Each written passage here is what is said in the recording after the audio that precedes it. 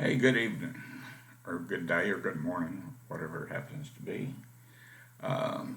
Welcome to DAAC 1319, Substance Use and Related Disorders.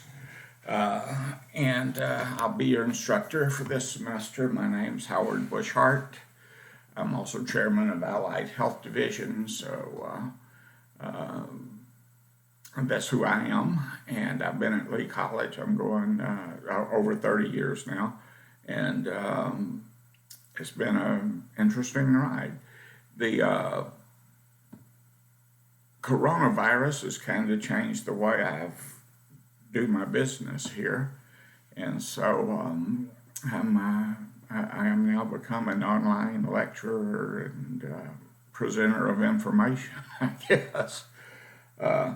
I miss the classroom some, but this is a pretty interesting venue too. So it's not all gloom and doom. So I want to talk to you a little bit this morning about what you can expect to be doing in this class and what we'll be using. And I'm going to talk to you primarily about the syllabus and kind of orient you to that. So without wasting any more time telling you what I'm going to do, I'm just going to go do it. This is the syllabus is posted in your course room, and this is my contact information here. My office location is ATC 202B. I don't expect to be there very much at all this winter.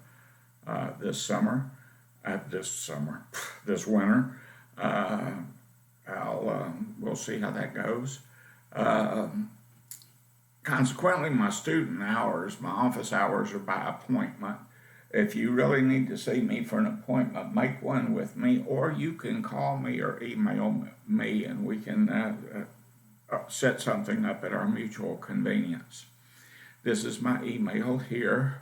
I check it regularly. Sometimes, though, I do lose something in the shuffle. I get a lot of email every day, and I'm doing, and sometimes I get in a hurry and I'll overlook something. If you send me an email and I don't respond to you promptly, send it again. It might be that I looked at it and overlooked it. I'm the division chair, so the contact for the division chair is the same. Division secretary is Rachel Montgomery. At least so far, we're doing some rearranging here at Lee College. I don't know what that's going to look like in the final analysis. I have a new dean, Dr. Janina Norris. I met her briefly this past week, and she seems like a nice enough lady, so we'll probably get along.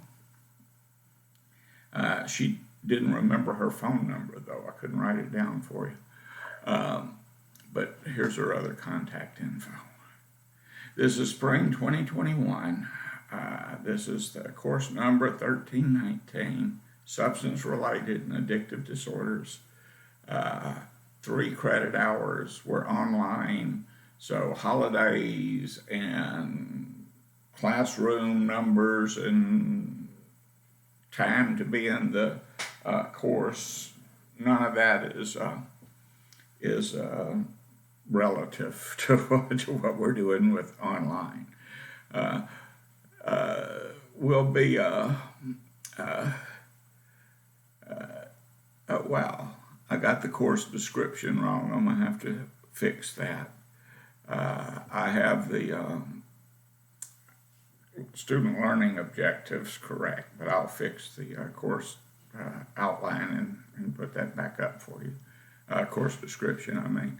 The learning outcomes are here. There are 7 of them. Of course, you'll learn a lot more stuff other than this, but these are the things we expect you to have knowledge of when you come out.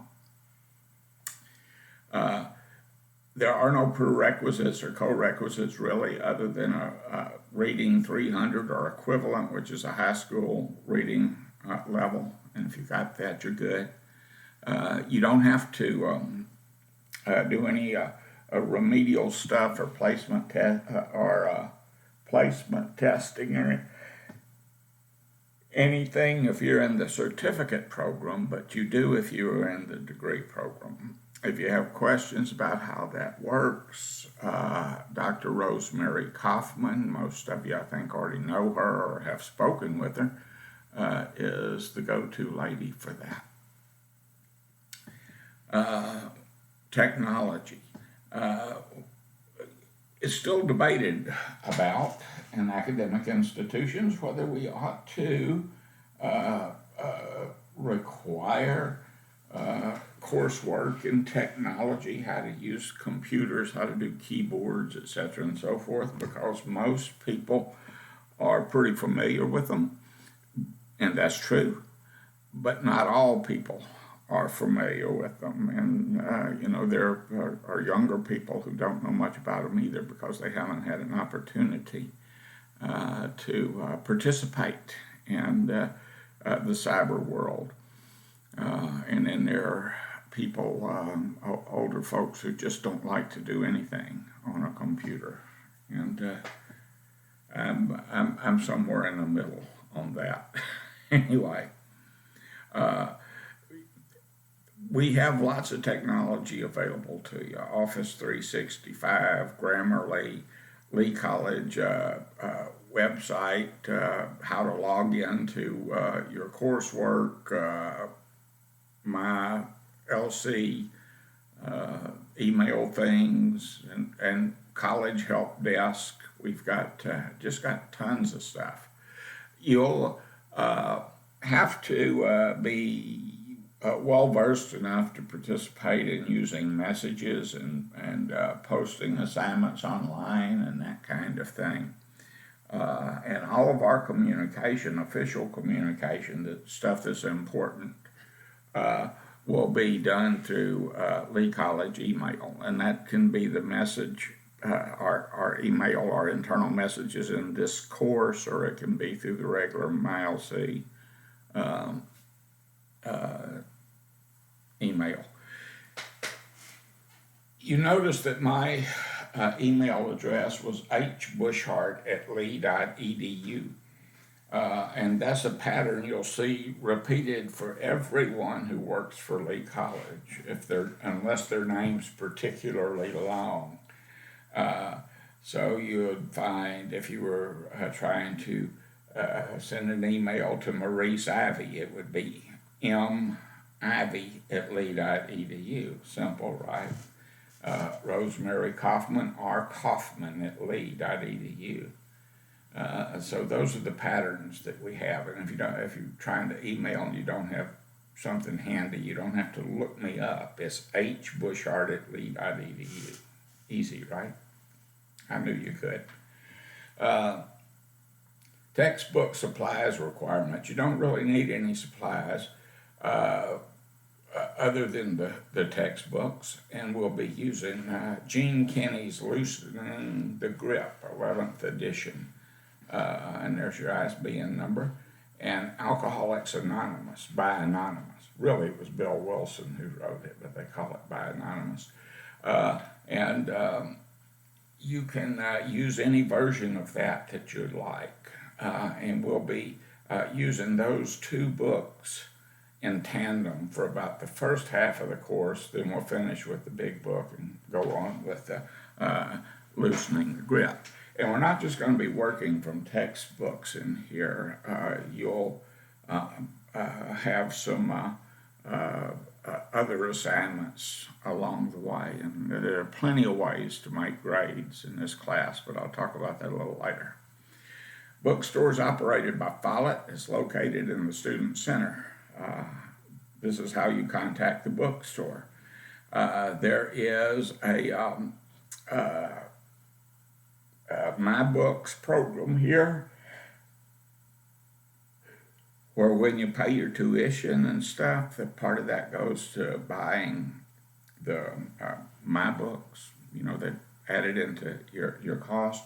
If you want to opt out of that, which is perfectly fine, if you have a friend who willed you a book, gave it to you because they took it last semester or whatever, that's fine. But if you want to opt out, you need to do it right away. And if you do opt out, they won't let you just opt out of one course. If you're taking 4 courses and you say, well, I get this book for free, I can borrow it from my friend, so I want to opt out of that one, you can't do it. It's all or nothing. You're either in or you're out. Learn more about it, visit my books. You're also not under any obligation to purchase a textbook from my books or from Follett or from anything. It's, if you want to use alternate sources, go for it. And if you go for it, be a good shopper. Look around and come up with the best deal for you. Although I suspect that most of you have already come up with a textbook by now. Access Center for Students with Disabilities is in Rundell Hall, Office 106. Campus Disability Services go through there. Kaylee Villanueva, you'll find her a delightful young lady, is the counselor over that. And if you have some kind of disability or something that you need special accommodations for, you get with Kaylee, you tell her, she tells me, I provide it. Simple, huh? Here's some links that may be handy for you. Link to the Americans with the Disabilities Act website, so if you have questions about what that's all about, you can go look at it. Attendance policy, and we have an attendance policy if you're, going to face-to-face classes, but that's one, and I'm not doing any face-to-face classes, so that's irrelevant for my students and me.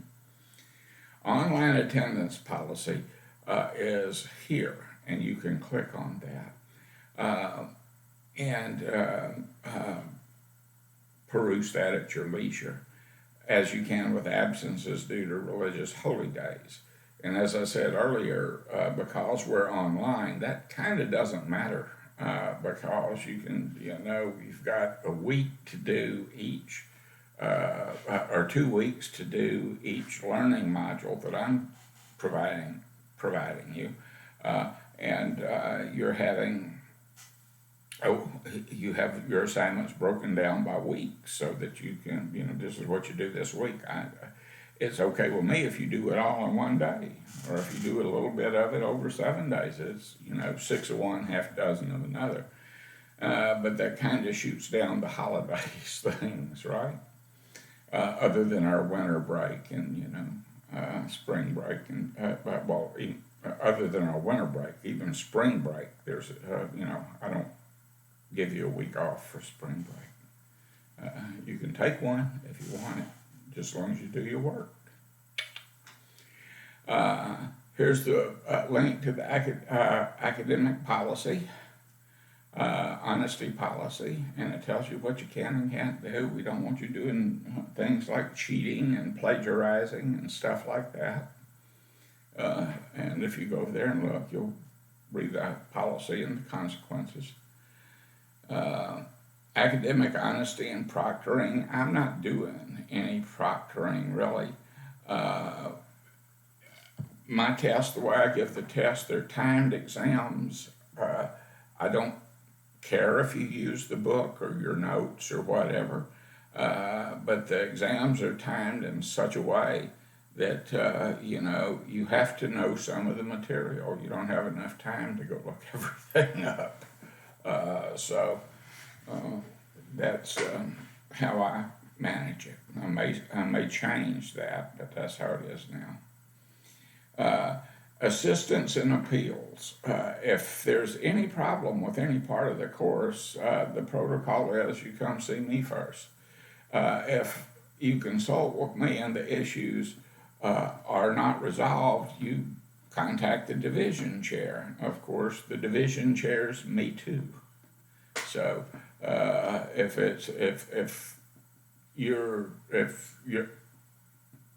not satisfied with resolutions or whatever, after talking to me, you probably just follow the student's appeals policy. And the next person you'd talk to really should be the dean of the school that I'm in, and that would be Dr. Norris, who's over nursing and allied health.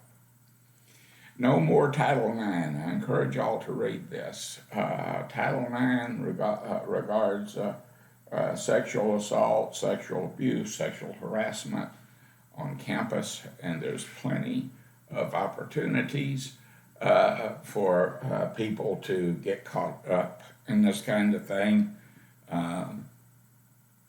Actually, when you have I don't think it's as bad on Lee College, at Lee College as it is at the university, but there's a lot of it goes on college campuses. So if you're being bothered or what have you, then here's some options for you. Title IX is also about sex discrimination. If you feel like you're being discriminated against because of your gender, there's that too. Dr. Kaufman is a person that you would contact if you wanted to make a formal report of some incident, and you'll get to know her because she is also the academic advisor for the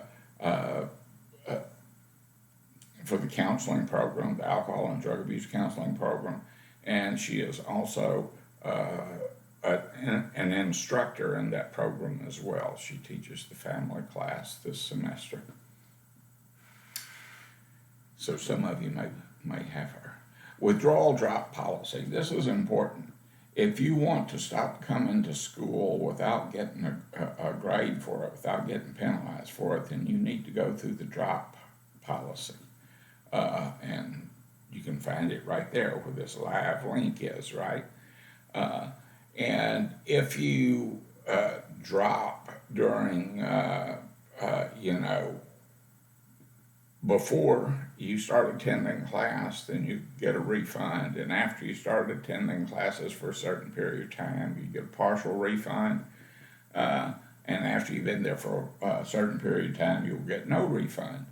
But if you drop during the time period allocated to you, then you get a grade of W1, which is a student-initiated drop. I'm not going to drop you. If you participate in the class, then, and you do an assignment, take a quiz, post discussion, that's attendance. And once you've attended, there you are. Now, if I have someone who's not been in class by the day of record, they haven't done anything, then I will do a non-attendance drop at that point because it's required of me. But if you do anything in this course, then you're going to be graded unless you drop yourself. The last day for student-initiated drops is April 9th of 2021. If you drop your course after the official day of record and prior to the final day, you may be subject to the 6-drop rule, which you can find here. And what the 6-drop rule is after you signed up for and dropped the same course 6 times without an excuse or unexcusedly, then you'll have to pay for the course yourself if you ever want to take it again. And that means that the state will not kick in its share of the tuition. And then you'll see how expensive college really is. Anyway, if you have to drop out of school, resign. That's the best way to do it. I'm not encouraging or expecting anyone to do it, but sometimes stuff happens. My ex-wife had to do that one time because I changed jobs, and she was going to school in Utah, and I was heading for California. So that kind of stuff. If you have to do that, then resign, and it'll be no fault on you. You won't get any bad grades or anything. Student support and services, right here. All this good stuff. The Learning Hub, Paul Arrigo at the library itself, Math Lab. I almost said Meth Lab. I guess that comes with the territory of teaching addictions counseling. But the Writing Center, Student Success and Advising Center, Tech Desk, Open Computer Labs, Testing Centers, etc. We got all this cool stuff. And just between you and me and the fence post, look around here on number 6 on scholarships. And they're over at Rundell Hall, and there's a number for them. But a lot of money gets left on the table at every college because people don't apply for certain scholarships, you know. And you think, well, I won't get chosen for that. Yeah, hell, you might be the only person applying for it, you know. So, you know, if you like scholarship funds, look at them. Academic support referral, ASRs. If you are doing poorly in class and you just stop, if you stop working in class, I'm probably going to get in touch with you. I will get in touch with you and say, hey, what's up? But if you still are not attending classes, still are not getting your grades up, an ASR is where we pass it off to a counselor, and they may provide an early intervention for students who are struggling and see if they can't resolve that. I prefer to handle it myself, but I do ASRs. And I do informal ASRs, which is Rosemary and I are talking about a student that we both have, for instance, and we've done that. And either she decides that I'll do it, or we decide I'll do it, or we decide she'll do it, either way. So, grades and grade points. This is something that you're interested in. And I'll explain that to you at the end of this little short presentation. Incompletes are an important thing to understand. If you've completed 75% of the work in a class and you were passing at that time with 75% of the grade in, and something happens that you were unable to continue to finish the class or something like that, I am willing to hear what the problem is and to decide whether or not to give you an I. An I is an incomplete. That means that I'm just deciding not to give you a grade, and you have the next full semester to complete your incomplete work. And when you complete your incomplete work, I will tally the grade and assign you a grade for your course. If I give you an I and you don't complete your work within the next full semester, then that I reverts to an F, and that's how that works. Again, if you have questions on this, you know, you can look at the policies and et cetera and so forth. You can get in touch with me. You can get in touch with Dr. Kaufman. Either way, you'll get some answers. Your syllabus is posted because that's what I'm reading from, right? And it breaks the stuff that you've got, that you'll be doing this semester. It breaks it down, what you'll be doing in the first week here, and the second week here, and the third week here, etc. It asks you to do posted assignments. These posted assignments will be links that I give you to things I want you to look at, to download, whatever. There'll be different things as we go along. It won't be the same thing. I am asking you to do a few discussions, not many, because I've discovered over time, both as teaching these classes and as a student, that most of us really don't like to do discussions and consider it kind of a waste of time. I've discussed this with other online instructors.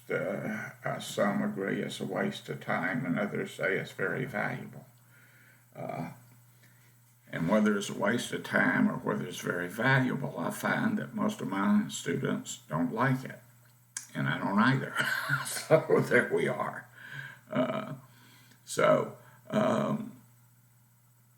This is what we'll be looking at. And we'll be reading the big book through, and then we'll start around the fourth week of class. No, we won't either. That's kind of messed up. I don't know why that's there. I'll have to fix that too, because we're not going to be doing films until the 8th week. Yeah, when we'll start watching Ken Burns' series, a 3-part series called Prohibition, and the links will be posted in your course rooms. So, grades. Wasn't that what we were going to talk about? And I see I've got that screwed up too. Actually, you're going to have more than 20 quizzes, and you're going to have at least 25 assignments, and you're going to have 6 exams. That part's correct. This part, not so much. And what will happen is that if I give you 25, 26, 27 quizzes, maybe. I don't know. I'm still kind of up in the air with that. But anyway, when I give you assignments and quizzes, if you have 25 quizzes, I'm going to only count 20. If you have 29 assignments, I'm only going to count 25. I'm going to drop some low grades for you there. And also to keep things nice and round for me. Your quizzes are going to be 30% of your grade, your assignments are going to be 30% of your grade, and your exams will be 40% of your grade. So the things that you're doing percentile are not going to be more weighty. You'll have some opportunities to get some extra credit work in, and the extra credit I'll post for you as it comes up will more than likely be things like attending a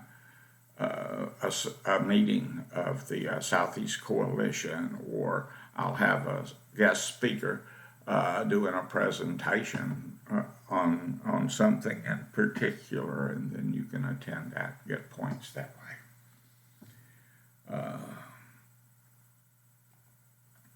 And here's your grade. This is the way it looks. Now, you look up here and you see there's 1,000 points. That's really 100%, you know? And that's like 10 times more than the 100%. The percent's what's important. I'm going to average these grades, multiply it by 0.30, that's going to be 30%. I'm going to average these grades, multiply it by 0.30, that'll be 30%. I'll average these grades, multiply it by 0.40, that's 40%, add them together, and it's that whatever percentage of 100. And if it is 59.50 percentage of 100, that's an F, if it's below that.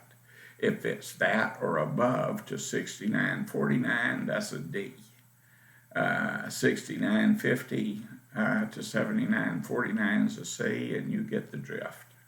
So that's the percentage of that 100 that we're looking at that will be your grade. This will be really user-friendly when you get into it. It's not difficult. The main problem that people have with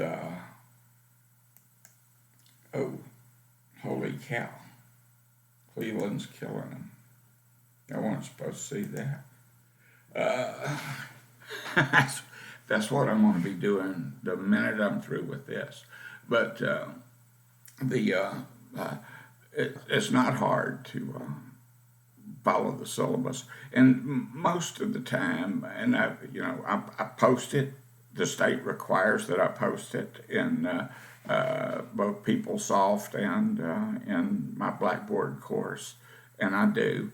But most of the time, the coursework's pretty self-explanatory. If you want to look ahead, the syllabus is handy. This is where in class, and you've heard me say it before, I say, any questions? And if you have any, send them to me. I'll answer them if I can. I am, one of my favorite authors is Mark Twain. I'm a literature major, actually. You can't tell it to hear me talk because I sound so Texas. But anyway, his there was a quote of his that I like a lot, and he said, "I was gratified to be able to answer promptly," and I did. And I said I didn't know, so that might be the answer. But anyway, good fortune. Everybody's got an A. If at the end of the semester you still have an A, I will be delighted. You will be delighted. We'll all be delighted together, right? All righty then. Good night.